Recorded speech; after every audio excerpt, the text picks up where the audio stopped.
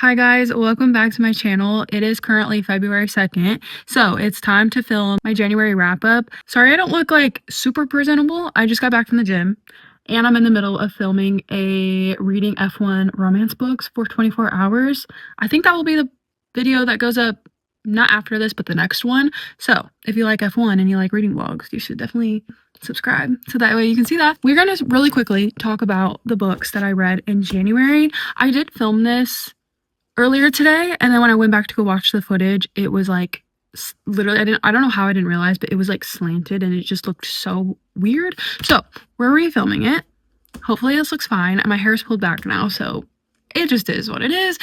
We're just here to talk about the books. Anyway, so starting out, I do really quickly want to talk about a book that I softy DNF'd. So I had 6 books on my January TBR. I will put them up on the screen. I had 6 books plus Game of Thrones, which was my book club book for Kristen Madd's Patreon, which is a page to screen adaptation book club. So out of the 6 books, there was one that I did not get to, which was Together We Burn by I keep saying Isabel Canes. It's Isabel Ibanez. She wrote Vampires of El Norte. Isabel Ibanez. She is also the author of the book that just came out, Graceless Heart, and I did not get to this, unfortunately, but I'm really hoping to read Graceless Heart soon, and then I will have this on my shelves to read at some point. I know this is a YA romantasy with dragons and dragon training of some sort, so I really want to get to this at some point. I just did not have time to get to it in January. And then the book on my TBR that I softy DNF'd is Gideon the Ninth by Tamsin Muir. No, I could really love this book. I just read it at the wrong time, for one, and for two, I was listening to it on audio, which I think was a big mistake because there is a lot of information and context in this world that you don't necessarily get listening to it on audio. I was like 150 pages in and I was like, I don't know who these people are. I don't know why they're here. I really genuinely didn't even know what they were doing or why they were doing it. And then once I realized what was going on, I was like, wait, but why? Like I totally missed like a whole part. And I think it's because I was listening to it on audio and I wasn't like fully focused and paying attention to what was happening. And then I went on TikTok to like watch edits and get information because I was like, no, I want to love this book. Like I refuse to not like this book. So I went on TikTok and people were saying that in the back, there's a whole, this whole section is like just information about the book that you're supposed to read before you start it. But wouldn't you think that that would be in the front of the book? Wouldn't you think? This has like information about like the necromancy and everything that's going on in this world, like literally like pages of information. Pages. And then there's this part that's called the cohort intelligence files, and everyone was saying that if you read all of this will give you a lot of context on the houses and the people in this world, and it will just make a lot more sense. Plus there's a glossary and a like with all of the people, I don't know what that's called, but it has all of the people and like who they are and what role they play. So lots of information in the back of the book that I wish I would have known about before, and I think I would have enjoyed this a lot. But I'm gonna pick this up again in the fall, or at least try to, and I think I would like this a lot. I refuse to not like this book. Like I have it ingrained in my brain that I'm gonna love this. So we will try again. Anyways, on to the books that I did complete. The first book that I finished in January was City of Smoke and Brimstone by Kayla Edwards. This is the 4th book in her House of Devils series. And I just genuinely love these characters so much. I would read these thick ass books forever if it meant I just got to follow these characters and all of their different POVs. That's truly like my favorite thing about this series, is that we get so many different POVs, because every time we switch a POV, I'm like, oh, thank God I missed you. Like, I'm glad you're okay. Like, how's it going? What is going on in your, like, who are you with? What's going on? Like, I needed the update. I felt like I needed the update. I love that we get a ton of POVs in this, and it doesn't make it confusing at all. It genuinely just helps the story and helps keep the pacing, like, very consistent and very, very quick. So this is a urban fantasy romance with all different kinds of beings in this world. There's vampires, there's witches, there's demons, werewolves, like there's all kinds of different people in this, and there are people that are called Dark Slayers, and they are basically hired for like bounties. Like they're basically bounty hunters, but they have a thing called the sight. So they use their sight to track people's auras, and that's how they track people down and kill them, and then they get paid for it. And Darian, who is one of the main characters in this, gets hired at the beginning of the first book to track down Loren, who is the FMC. And when he tracks her down, he finds out that she's just a human. And he's like, why are all these people trying to like track you down and kill you? And so he ends up protecting her instead. And there's an overarching plot that goes like over all the books, but I would say mainly this is like very character focused. I just love them. I love them so much, and it's very entertaining. It's extremely chaotic. It's very dark at times. It's just like a fun TV show, and I really, really love it. I rated this 4 stars, and I recommend the series if you want something that's very fun and fast-paced and very character-based. I love it. It's a great series. The second book that I finished was Soul Ties by Miss Candice. This is a romance book, and let me just tell you the premise of this to kind of give you an idea of how crazy this is. So Jihad is our main character. He is, at the beginning of this book, married to a woman named Leighton, and we get Leighton's POV in this too. So we get all 3 POVs, and he's married to Leighton. However, Leighton is very high risk in her pregnancy, and she is on bed rest. Like, she is not able to get up or do anything.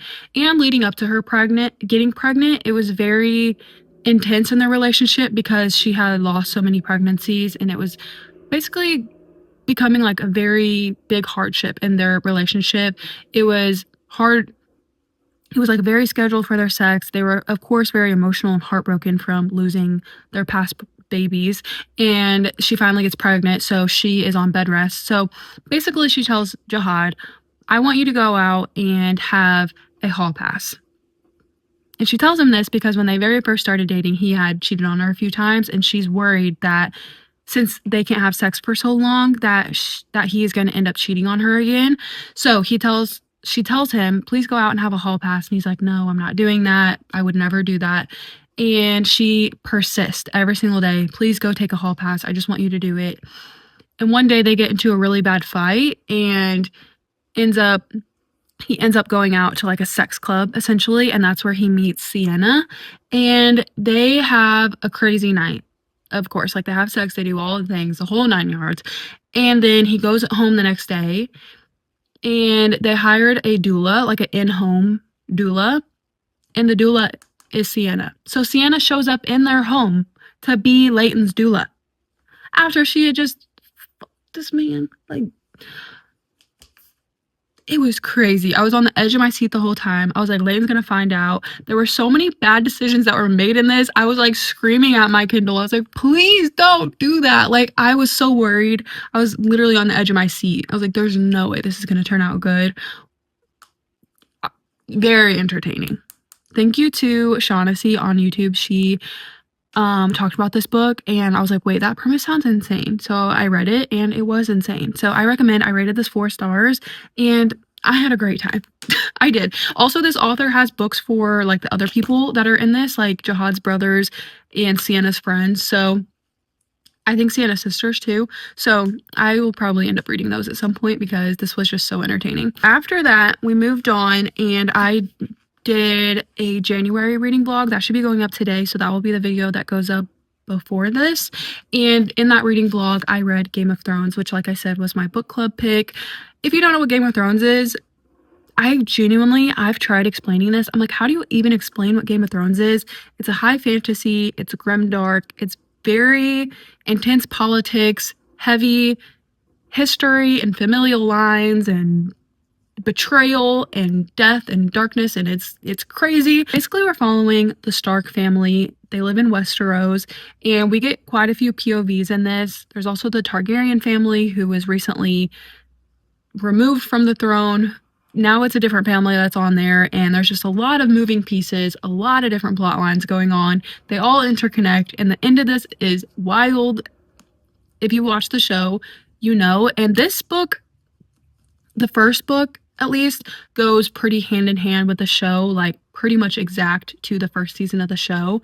So if you wanted to, you could even like read it and watch it at the same time, or watch it first, so that way you know all the characters, because there's a million characters in this series, and then read it if you wanted to. Like, honestly, either way it would probably work, but I love this. I think I rated it 5 stars because, like, what else do you rate Game of Thrones? I don't know. Like, I love this world and I love all of these characters so much that it's like, it wouldn't make sense for me to not rate this 5 stars. You know what I'm saying? So, I read this, loved it. I learned so much from being in the Patreon because Chris and Mads went so deep into the history and the familial lines and just like very deep into the history. Like that, I was like, wow, I genuinely never even knew this information. And I watched the show twice and read the book, and I was like, wow, I didn't even know any of that. So, Game of Thrones, very dense. I will say that. In that same blog, I read The Isle in the Silver Sea by Tasha Suri. This is a sapphic romantasy with a knight and a witch. Basically, this is about an isle who is fed by, empowered by tales and stories. And in this book, we're following the knight and the witch. And their story is basically to fall in love with each other in every single lifetime. And then the knight has to kill the witch. And they basically are reincarnated in every single lifetime. They find each other, they fall in love, and then the knight kills the witch. And it happens over and over and over and over and over. However, in this story that we're following, Vina and Samrin, there is an assassin in this world. And he's going around trying to kill all the incarnates. And when an incarnate dies before their story plays out, that story dies with it, and also that part of the isle dies with that story, and it's basically forgotten. So there's a queen in here and all the archivists, and they are basically doing everything they can to make sure that these tales and stories get played out, because if they don't, like I said, the isle just dies. So you basically are trying to find out like why this assassin is going around killing all the incarnates, who he is, like what his purpose is, his tie to Samrin and Vina, and it was a lot of fun. I will say my favorite part about this was the romance. Everything else that was going on, I liked some parts of it, like some of the side characters and their storyline. However, there was a lot else going on that I kind of just was like, I don't know. I always was like, oh, can we get back to the romance? Like, I liked that part a lot. So I rated this 3.75. Initially, I rated it 4 stars, but then I haven't thought about it at all since I finished it. So I changed it to 3.75 because I did enjoy my time with this, and I would definitely recommend this. And it's very unique. Like, this is one of the most unique books that I have ever read, and I definitely recommend it. I just haven't thought about it too much since finishing it. But yeah, this was very fun. Very cute. If you like Dorian from Throne of Glass, Vina is very Dorian coded, and I loved her so much. She was very sweet and very kind. Then also in that same blog, I read Daughter of No Worlds by Carissa Broadbent. This is her first series that she came out with before the Nyaxia series, and this is a trilogy, a completed trilogy, and this is following Tasana, who originally, she starts out as a slave, and she escapes from slavery and finds her way onto a different country, which is where the orders are. The orders is like the magic in this world. And so she finds herself at the tower of the orders, and she asks them, she wants to become a part of the order so that way she can go back and free all of the other slaves, including her friends and her mother, who she doesn't know. She is pretty sure is dead, but she's not for sure. Her goal basically is to go back and free all the other slaves, but she needs to be able to wield this magic and have more power first before she can do that. And when she shows up there and asks that, they tell her she actually has to train for a while and pass all of these tests before she can become a part of the orders. And so they take her to Max's house, and they tell Max, you are going to train Tasana. I know. And they insinuate that he does not like the orders or the magic in this world. He doesn't want to be a part of it at all. He's basically like separated himself from like all of society. And they're like, I know you don't like the orders, but you're going to train her anyway. Goodbye. And they leave her with him. And he's like, I'm not training you. I don't like the orders. And then eventually he ends up kind of like giving in and training her anyway. And he's like, if I'm going to train you, then I'm going to be the best damn teacher ever. And you are going to be the best. So he ends up training her in this magic. And it is genuinely so adorable. Their romance was so cute and so sweet and so genuine. I was just talking about this, but I am obsessed with them. I was like giggling and kicking my feet, and then I was crying because I was like, wait, why did they just go, like, they both have such dark past. Asana was a slave, which is horrible, and then you learn about Max's story and you're like, oh my god, that is also horrible. Like, what the, like, why did these two characters go through the most atrocious things? It's insane. And I was like shocked at how dark it was. I was genuinely shocked. I was like, wow, that is really, really dark. That's like Game of Thrones, dark. You find out a lot about Max and like why he doesn't like the orders, why he doesn't support it, and why he's so like protective over Tasana. And it is so sweet. I just love them two as characters so much, and I love how genuine and protective he was over Tasana, and finding out more about the information about the orders and all of this, and it was very, very well done, and I'm so excited to read book 2. I initially rated this 4.5, but I would almost even rate it 5 stars. Like, I just loved this book so much. Can't wait to read book 2. They're all on Kindle Unlimited also, so I'll probably just read it on Kindle, but I love Carissa Broadbent. I love this book. Tasana, Max, I love them all. And then the last book that I read in January is An Offer from a Gentleman, which is, of course, Benedict's story from Bridgerton. If you don't know, Bridgerton is like my favorite show of all time. I rewatch it every single night. I'm putting on Bridgerton to like go to sleep because I love them so much. I love that family.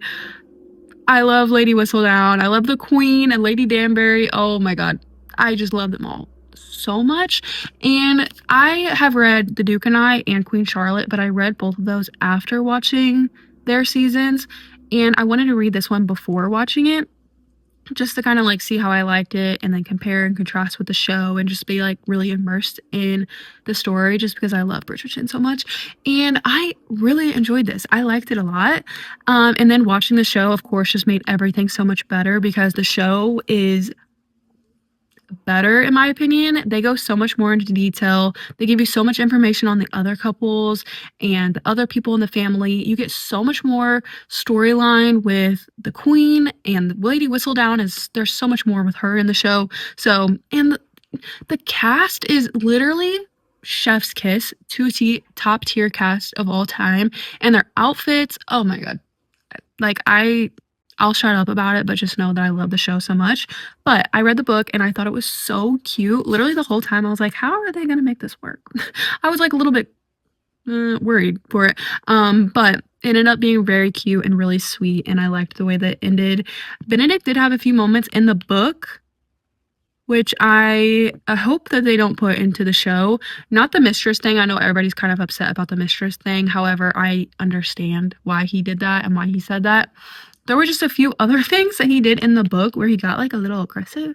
And I was like, not my Benedict. Benedict would never do that. So I hope that they don't include that in the show. I don't think that they will. But regardless, I think I'm just going to put this as like a 4-star on Fable. I really don't know what to rate this, to be honest. I enjoyed it. I had a good time. I love Bridgerton, but it wasn't like the best romance book that I've ever read. So I think 4 stars is good, because I just thought it was cute and very well done, and I would definitely recommend it. And also, I'm definitely going to continue reading the other Bridgerton books. So like Eloise on, I'm going to read those 4 because I'm really intrigued by their stories and I love those characters. Oh, I just love this world so much. If you can't tell. I still have the last episode to watch, so I'm probably going to do that tonight. But yes, those are the 6 books that I read in January, plus Soul Ties by Miss Candice, and I had such a good month. I feel like I did a pretty good job at sticking to my TBR, or at least trying. The only book that I didn't get to, like I said, was Together We Burn, and then Softy and Evgeny in the Ninth, which I will definitely end up getting to both of those at some point this year, because I really want to read both of those. But yeah, those are the 6 books that I read. Let me know what your favorite book was that you read in January, or your least favorite. Maybe you read a book that was like atrocious in January and you want to talk about it. Let me know what it was so that I don't read it. Thank you for watching. Please subscribe if you haven't already. I would really appreciate it a lot if you could do that. I would love that. But anyway, thank you for watching, and I will see you in my next one. Bye.